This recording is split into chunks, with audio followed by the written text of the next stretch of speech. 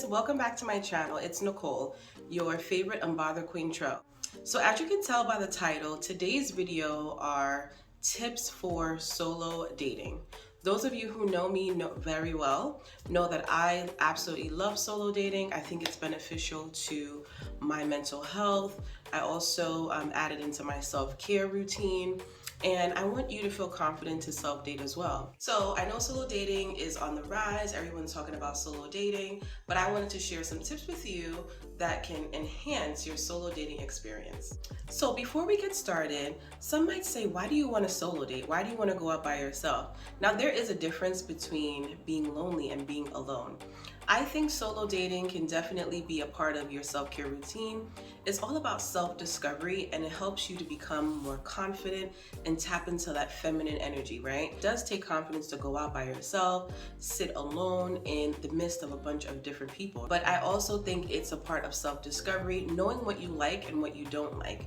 When you're alone, you can dictate what you eat from what you don't eat, where you go from where you don't go.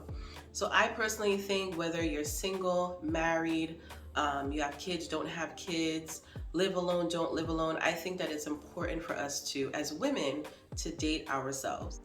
So for starters, my first time solo dating must have been when I was 24. So I was doing solo dating before it became like a thing. I remember I wanted to just relax and find a place where I didn't want to be alone necessarily, but I also wanted to be by myself. So I picked up a book, and Cheesecake Factory was right next to Barnes & Noble's at the time, and I decided to just go into Cheesecake Factory. I sat at the bar area, not at the bar, but in like a little corner off to the side, and that was my first time. So it was a great experience, and I said, you know what? I'm gonna keep doing this. Prior to that, I would always go into Barnes & Noble's and Panera Bread by myself, so that was really not like something that was so scary. But I know that a lot of women, they may be a little, self-conscious about like who's looking at them when they're out. And let me tell you, throw that out the window. Do not even care about who's looking at you and who is watching you. Most of the time, they would like to do it too. So let's get into my top 5 tips on how to solo date. So my first tip would be to go during the day. If this is something that you're just starting or just starting to get comfortable with, I would definitely recommend going during the day instead of at nighttime.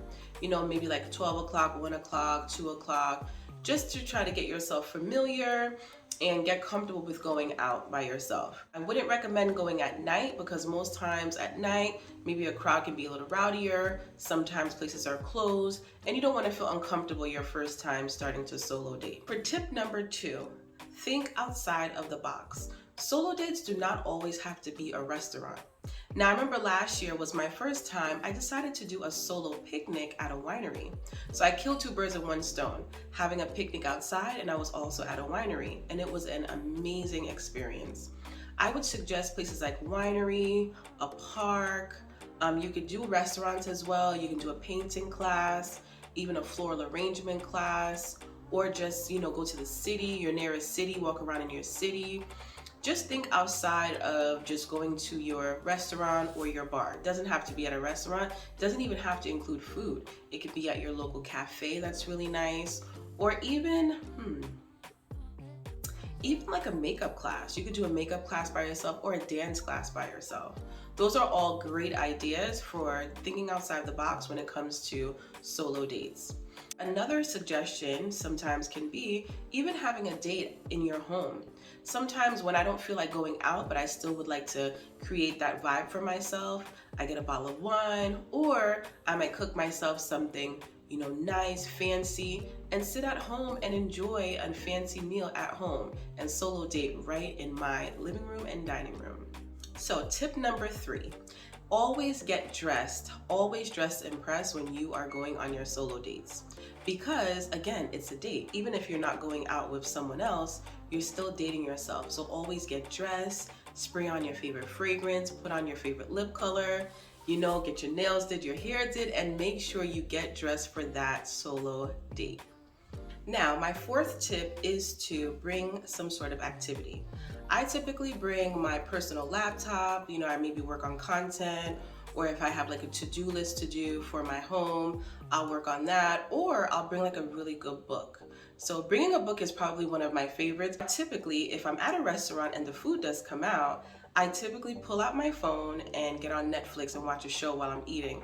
But in between, like, the food coming out, or maybe after the food is coming out, if I'm still, finishing up my drink or my dessert, whatever, I tend to bring a book. I love bringing books. It almost helps you to escape your surroundings, but still being very present wherever you are, whether you're at a winery, a restaurant, a park, picnic, etc. If it is an activity that you're doing that doesn't require you to be hands-on, I would bring a book or my personal laptop. Tip number 5 is to be intentional.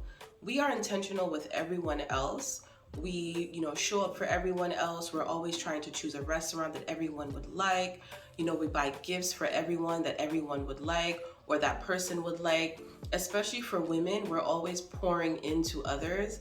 Now, solo dating is a opportunity for us to be intentional with where we're going, a place that we like, food that we like, an area that we like. This is our time to be intentional about where we're going to be solo dating and what we're going to be doing. Again, what we're going to be eating. So my tip number 5 is to always be intentional. Intentionally date yourself. I hope you guys enjoyed this video about solo dating. I would love to hear down in the comments about your first experience, or if you're a solo dater, where have you gone? Where have you been? Some of the things that you have upcoming that you're planning on doing in 2023. Right, so don't forget to follow me on all of my socials. They'll be dropped in the description box down below. And I'll also add a link to some of my previous solo dates to give you guys some ideas. So until next time, guys.